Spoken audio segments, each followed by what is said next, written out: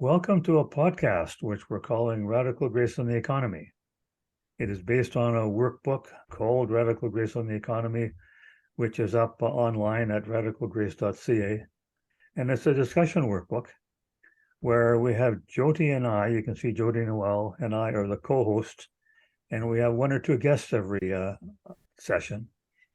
Today we have a friend of mine, well, a Zoom friend, David Franks. We've only met on Zoom. We've become good friends on Zoom. Why don't we start with Jyoti? How about introducing yourself? Who the heck are you?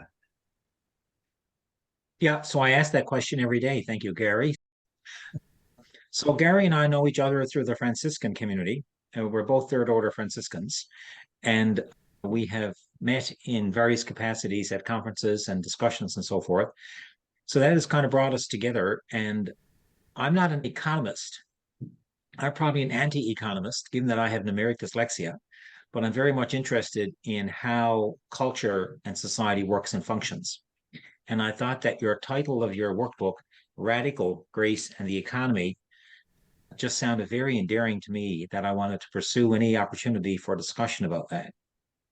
So I'm looking forward to the discussion, Gary and David. And I just, I never know how it's going to go, but that's okay. It's absolutely okay. David, can you give Yes. a bit of an introduction?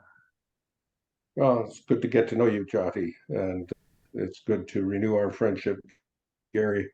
My name is David Franks. I'm a priest of 39 years, and I have been in a variety of different small churches, and currently am an honorary assistant at Trinity Anglican Church in Aurora, Ontario.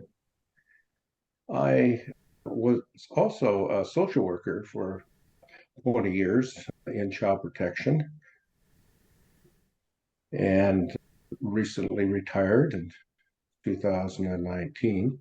I'm a father of three children. They're all adults now, and I have one grandson, and here I am on the traditional territories of the Haudenosaunee Confederacy.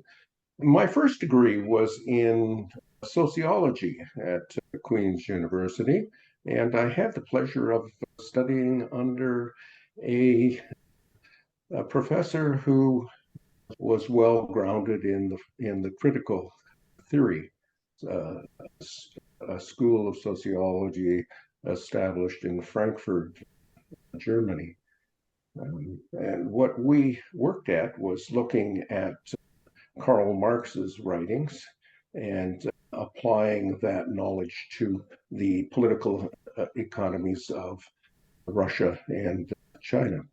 And I come from a background where my paternal grandfather was a coal miner outside of Birmingham, England, and my maternal grandfather worked in Birmingham. It's great to be here. I've got to know Gary through an initiative by the National Indigenous Anglicans, where we gather and look at the scriptures in a unique way, trying to establish what the scriptures, the gospels are saying to us, what the good news is.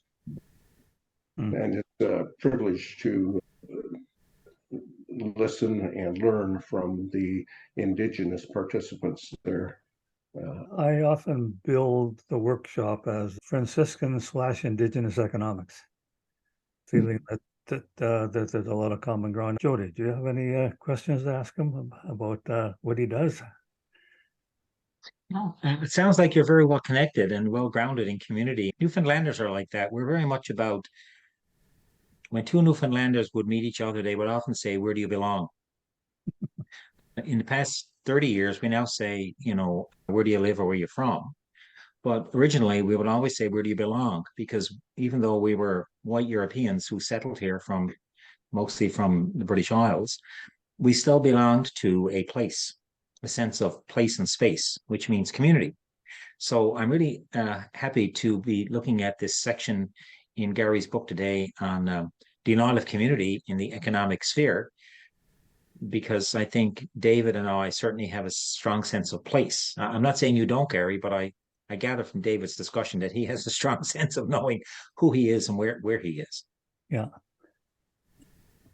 Now, David, I gave you a choice from this workbook. There's 9 sections. I gave you a choice which one you wanted to talk about, and you chose number 4, denial of community. So maybe I could start with, why did you choose that one? It's an interesting question and a good question. I have always had a passion for caring for people as individuals, and either as a pastor or as a social worker with people who are disconnected from their communities and looking for connections, looking for a sense of belonging, looking to build supports around them. And my job as a pastor and as a social worker has always been to help people discover what their strengths are and what supports are available in the community in order to help them with some of the issues that they face, some of the impediments that they experience, and some of the things they'd like to change and turn around in their lives. I also know what it's like to observe people who are well connected and work at helping people develop connections in community and discover the healing that comes from belonging and being recognized and having your strengths affirmed and just being accepted as a unique individual. But I find that fascinating. Jyoti, I have a sense that Newfoundland is very much community oriented, perhaps more than other provinces. Would you think? Yeah, well, I don't know about elsewhere because I wouldn't presume to speak for elsewhere. I just know that a former constitutional lawyer under the former Trudeau government, Senator Eugene Forsey, he said Newfoundlanders are very clannish. You might even say tribal, but you can't, it's not appropriate to say that because we're not Indigenous. But we can certainly be clannish insofar as, yes, we have a strong sense of relationship with others and with the place. Yeah. So what David is saying, I my heart is there. So when I see a section in your book called Denial of Community, it's like, how can something like that exist? How can there be anything active in the world which denies community? And when you say economics does, I have trouble seeing that. I was talking about how we as a Canadian culture in general largely are fanatically individualist. And like when Margaret Thatcher is famous for saying, there's no such thing as society. There's only individuals. So I'll ask you a question out of that. If you were sitting across the table having coffee, well, maybe tea with Margaret Thatcher, and she said, there's no such thing as society, but only individuals, what would you say? I would say that such a sense of radical individualism is a very harmful perspective, largely because we're shaped by the generations who have gone before us, and we inherit some of the good things and some of the other not so good things as well. And each generation has to sort out how they're going to live, how they're going to exist as a community together, and what's going to be important. So I would take someone like that and say it's an interesting amongst Indigenous people that they develop strong relationships with each other because they are grounded in having a relationship to Creator and having a relationship with the land and all of the other relatives that are both more than human and human as well. And that's interesting because when you go and you have your spirit name given to you, it's my understanding that the elder takes some time to pray and to think about who you are, who your family is, who the ancestors in that family have been, and what their strengths and what their roles are in the community, and comes up with a vision and a name that describes the spirit of the person. And certainly some people have more than one spirit name, but the importance of a spirit name is that this is part of who you are and how you connect with not only others in your indigenous community, but also the other human, the more than human beings that exist in creation. And so you're always part of a very complex web of relationships. That's just how we are. And human beings are the last to be created by Creator. Mm. And so we have all of these teachers and all of these relatives who teach us how to care for ourselves, care for the community, how to live on the land and on the waters, and use the abundance that Creator provides for us. But in the sense, you are a unique individual with gifts and strengths that only you can provide to the community.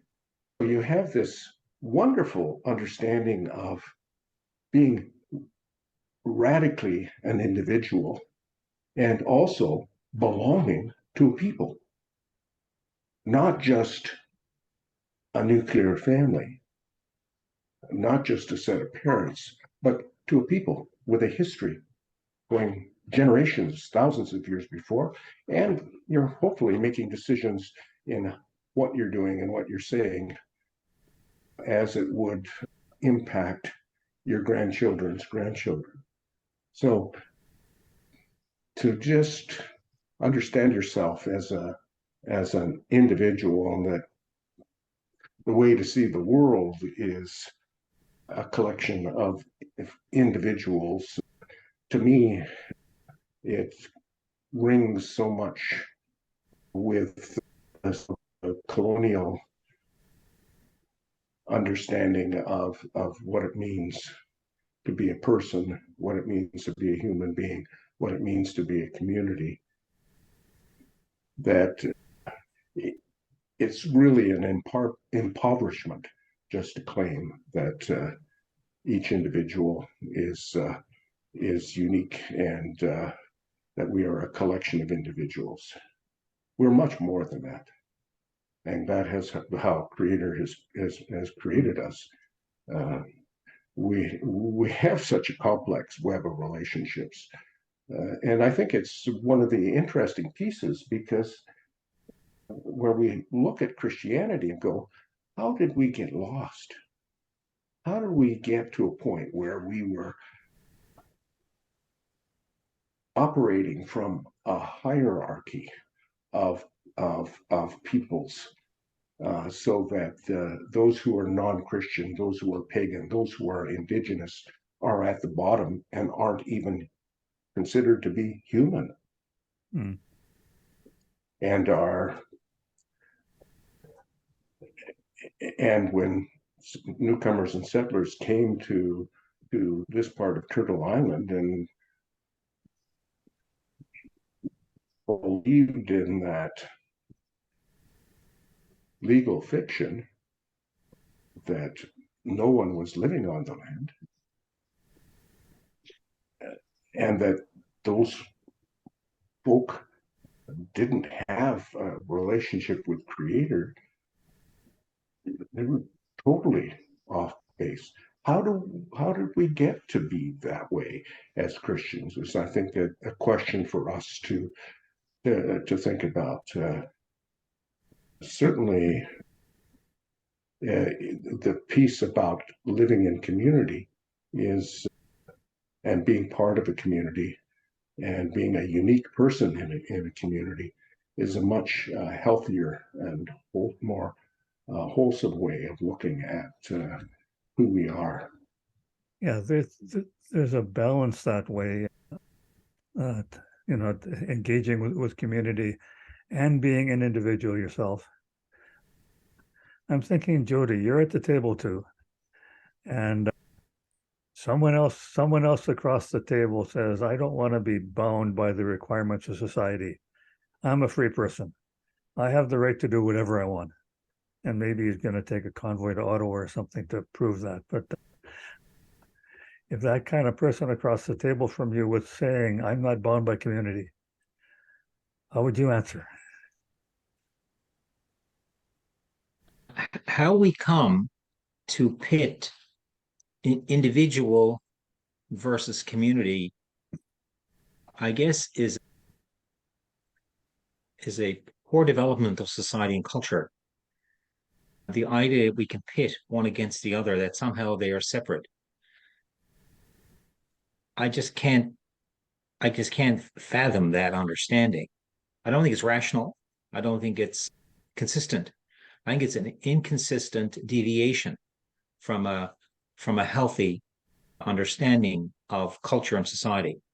And by the way, I would say to Margaret Thatcher, why did people living on an island in the United Kingdom, decide to take back the Falklands from Argentina if there's no such thing as society? Why didn't they just let it go? It's because there was a societal connection, a cultural connection over time, which she felt had to be maintained. So sometimes people make radical statements which really don't make, because you say something doesn't mean it makes sense or that it's true. And I think that the pitting individualism against community is just it's a deviation from our understanding of persons and person. And if we go back, to Genesis, God created in the myth of creation, God created a family, people, not just a person. And he didn't want them to be alone. And then Jesus, the first thing he did was gather a group around him. Jesus as eternal word, the first thing he did was he gathered people, men and women around him, and so our concept of our corporate concept is very much a part of who and what we are. And I just find that I'm challenged when we separate individual from community, because I think that's a separation that's very difficult to maintain. Having said that, I'm grateful for the Canadian Charter of Rights and Freedoms, protecting the rights of persons. But all of this is in the context of the Canadian society and culture. It's in the context of a society and culture within each province, within each area of the country. So, I'm just not comfortable with that separation. The other thing is that when you say economics denies community, in economics, don't you need a producer and a consumer? Don't you need someone to produce a product to sell and a consumer to purchase? And doesn't that denote a relationship, a community? Like because you write these radical things, Gary, and I'm not sure I understand. One of the questions you're raising is the market a society? Is the market a community? The economics profession says no, the market is just a bunch of radical individuals who are pursuing their own selfish interests. And then the market turns them into angels. The market forces them to cooperate with each other. The market makes them interact with each other as if they're a community. But economics says no, they are radical individuals. And they are cooperating with each other essentially against their will. And the market makes them cooperate with each other. So there's a question of whether you call that a society or not. There are hierarchical societies where Yeah. people with wealth and power rise to the top and rule and exert that power and authority and maintain their wealth and their properties and engage in a journey of increasing their wealth and increasing their land base in a hierarchical society. I think it's fascinating because when I read the Gospels, I see and hear Jesus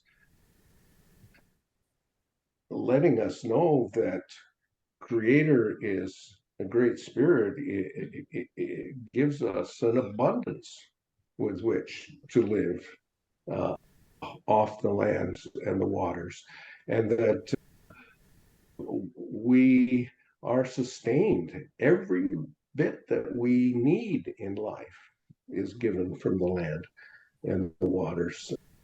I find it fascinating that prior to contact, there was an extensive trade relationships from coast to coast, to coasts, north and south and west, and amazing considering the mode of transportation was either by foot or in a canoe. Extensive. So the marketplace was there, and there were goods and services, and as well knowledge and innovations with tools that got traded back and forth. But when you're in a marketplace where goods and services and knowledge and tools are exchanged, when your relationship to Creator and to the gifts of Mother Earth are one where gratitude and reciprocation are values, and there's a built-in peace where, as peoples made treaties with each other, they talked about how those treaties would change each other and put themselves in relationships so that your community all of a sudden got to be a much larger community, interaction with a much larger community. So it's a very interesting perspective, and mutual aid, peace and harmony and mutual aid were the foundations of this economy. Very complex and amazing. And when I read the stories of Jesus, I hear over and over again the need for people to develop communities of faith and connect with other communities of faith and exchange knowledge and ideas and at times support for each other when there's times of famine and where other communities are experiencing a wealth of gifts from Mother Earth. It's a fascinating way to look at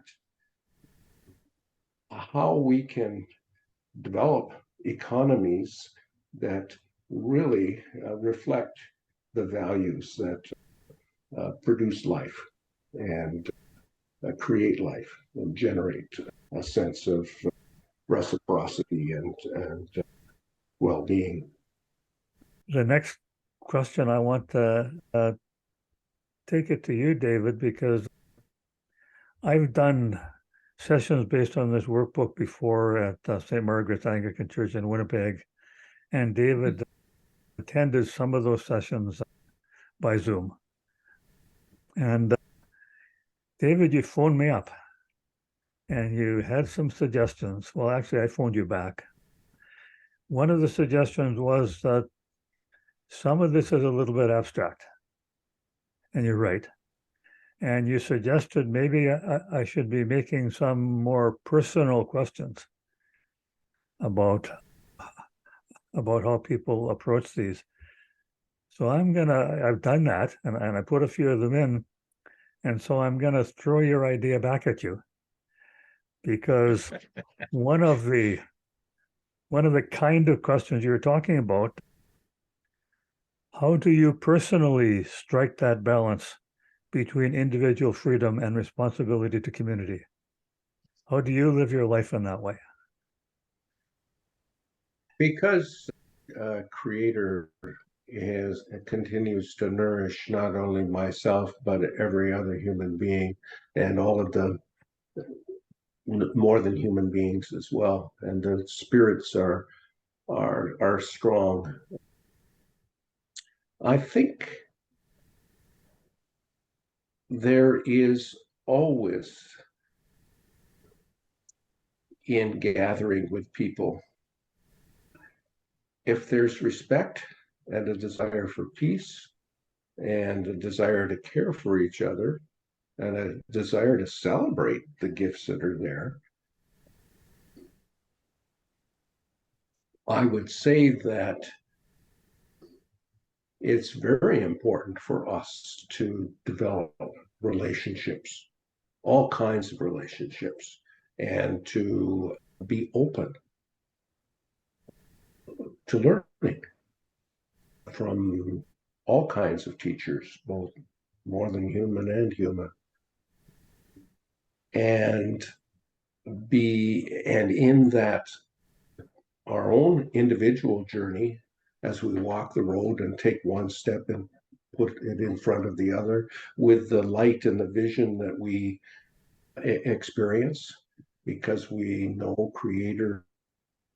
as Creator's loving kindness is awesome and abundant, and that each one of us is created in the image of Creator, to be generous, to be loving. That's a place to start. So for strengths, you're looking for unique ways in which individuals can contribute to the health and well-being of the community. For a while, I did some work in between my work as a full-time incumbent and as a full-time social worker. I did a bit of work for a couple of years with some interesting adults with developmental disabilities that needed caregiving support. It's always been fascinating. I met my wife when we were child and youth workers, and we were working with very difficult children who had been, their behaviors were such that they kept being moved from place to place to place, and our treatment facility was a place where we accepted everyone unconditionally. And that's hard work. And it's hard work to be able to be open and inclusive and realize that no matter what people's life experiences are or what their abilities are, each has gifts to give and share. And that, to me, is an important beginning and an important way of living together. Not wanting to set somebody as more important and somebody is less important, or somebody has got more resources and somebody who's got less resources, but that we're all equal, and we can get a lot of joy and strength. I used to work at Native Child and Family Services in Toronto for 12 years and would come across some horrendous life experiences that parents had, grandparents had, and children were experiencing. And for me, one of the things that I got involved with was the church school. from grades 6 to 12 in at Trinity.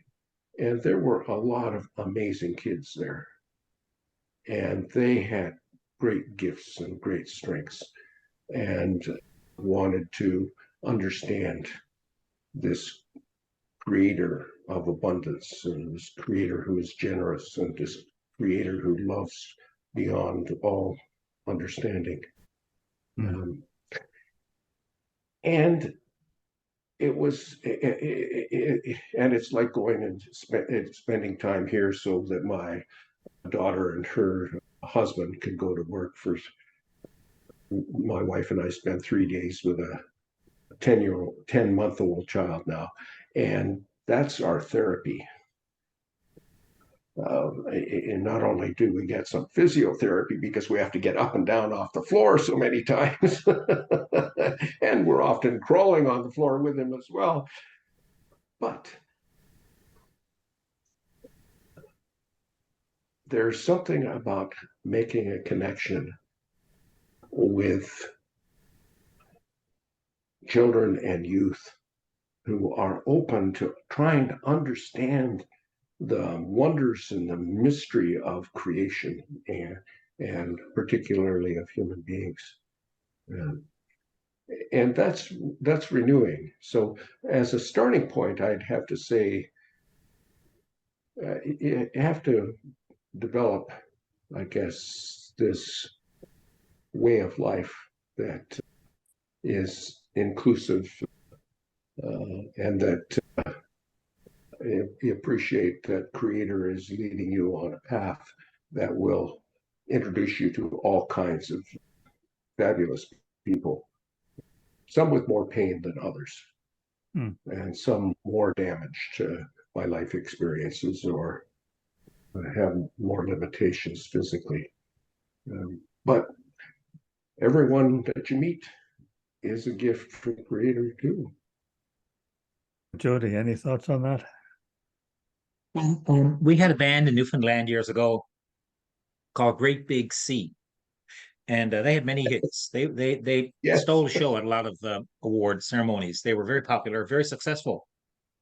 And one of their songs was, "I Want to Be Consequence Free." And I think that people who feel oppressed all the time or a lot would strive for individual freedom from oppression. And I think that many people who are poor, many average income people, have lived in an oppressed state for a long period of time. And the desire to be free of oppression creates in us a desire for individual freedom. And that translates into a society and cultural peace that we're contending with. It doesn't have to be contrary to community, but maybe the community that oppressed them needs to be transformed into a loving and a caring community. And while the Indigenous people have many things to teach us about the strengths and the value of that, there have been bits and pieces of that in the settler culture, but it has not been affirming, it has not been transformative, and the church has been part of that.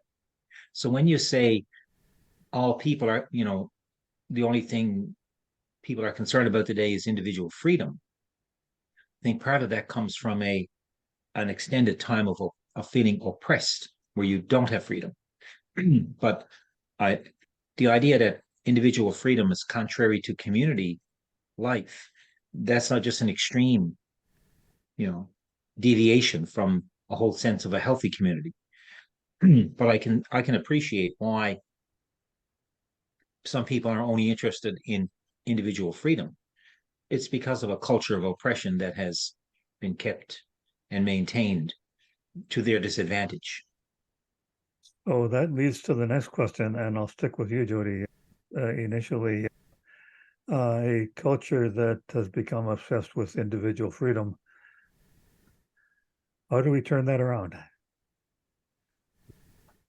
I mean, we have all people were supporting this freedom convoy to Ottawa, or a whole lot of people were. And there were people who were saying freedom is the only thing that's important. We're here for freedom, freedom, freedom, freedom, and no talk about responsibility.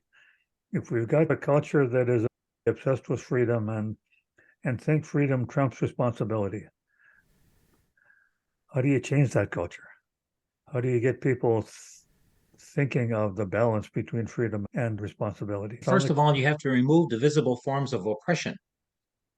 You have to make an effort to address, oppression and affirm the value of the person. And we're not there yet. We may be headed there. I mean, the ship may be in that direction, but we're not there yet. So as a result of that, we get things happening like you just referenced. But even those people travel in community to protest, dependent on others to finance them. I mean, it's a strong sense of community there. It's not about individual. I mean, I don't see one rationally pitted against another to be rational thought.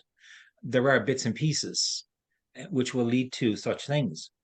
But part of that, I think, is the respect for person, to allow the person to freedom to live in community. And when there's oppression, we get a warped sense of who we are and what's really important and what we need to fight against. And I think that the church has not always been a shining light in that regard, because the church has been in the party of the oppressors. So the challenge for Christians is to, I think, understand and honor the past for truth seeking, to recognize where we are today, and to discern a willingness where a future includes the affirmation of everyone. Mm-hmm. And that's a big challenge, because that's not something a lot of people are interested in right now. Thank you. David, I'm sure you have a take on that. Certainly, we look at some really horrible conflicts that are going on right now. And where can people get to so that we can all work on peace and building relationships and reducing violence?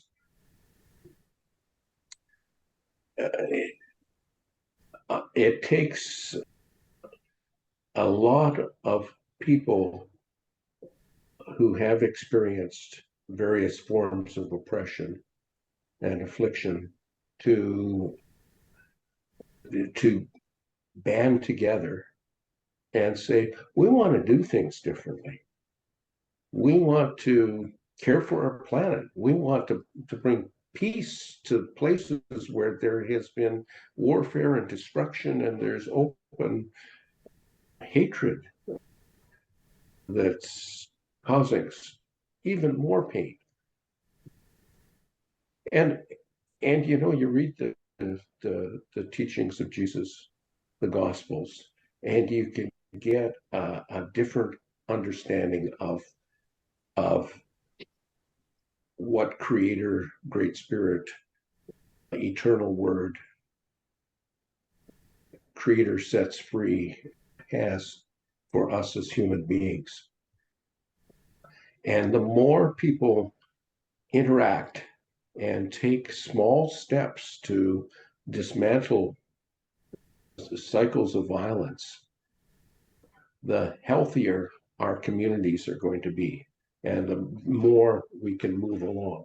So we have to look at our Christianity and say, hey, for a long time, we believed that Christianity equaled our Western culture. We also had movements within that Christianity that said, no, that's not true. What's real is that we're all equal and we're all loved equally by Creator, and that Jesus gives us, Creator sets free, gives us ways of doing things differently and the energy, the creative energy to do that. And that's, as people look at deconstructing their experiences of oppression and we want to reconstruct families and communities of creation that are inclusive, that celebrate diversity, but healthy diversity, diversity that builds and brings life, not a diversity where it brings death and destruction and hierarchical structures that contribute to ongoing racism and oppression. I think we live in an amazing time, and we've always lived in amazing times. There's been violence and destruction, and people have caused harm to each other and to, particularly in the last 500 years, to this planet. And part of that's dealing with consequences. When you're raising children, you want to teach them natural and logical consequences. You also want to teach them how to de-escalate violence and anger and frustration within yourself, also with other people that are close to you, and make improvements so that there are alternatives. People don't have to be violent and rigid, but can be more open and experimentative and learn from each other. Indigenous peoples have these things called talking circles that are absolutely powerful as learning experiences, but they're also very interesting tools in terms of conflict resolution. How do you bring peace? How do you work out and negotiate what the next steps will be for everybody in that circle? And ceremonies are a really important part of all of that. Smudging and pipe smoking and listening to, once in a while, elders speak. It's a fabulous experience. But it's based in a spirituality that is so rich. And I think Christians, settlers and newcomers, need to understand the wealth of that spirituality and what it will mean to walk a road together, and a road that brings life, not destruction and pain and more anguish. Well, that is great, and that's a perfect way to wrap it up. I thank you very much, David, for giving us the time and giving us the thought. I know you've been thinking about this before we even started, and I'm very much appreciative of that. And I'm appreciative of Jody working with me on this and for making your contributions. This is the first session being recorded with a guest. There will hopefully be many more, but we don't have a schedule. Actually, Jody, you and I are going to have to get together one-on-one to decide where we go from here. But welcome to the end of the first one. Can I say thank you? I really appreciated being on the same screen with two Franciscans. I have a profound respect for St. Francis of Assisi and the movement that has come from that in terms of trying to practice generosity and loving kindness and peace. So maybe we can recruit you, eh? Okay. Might be an easy job. David, I've enjoyed meeting you today, and I really feel that I have been exposed to a really deep and important part of your spirit, of what makes you, you, and what makes you special and unique. And I really want to thank you for this opportunity. Thank you. And Gary for organizing it. Thank you very much. Okay, so we'll be organizing another one soon. To the audience, bye-bye. See you later. Okay. Okay. Bye.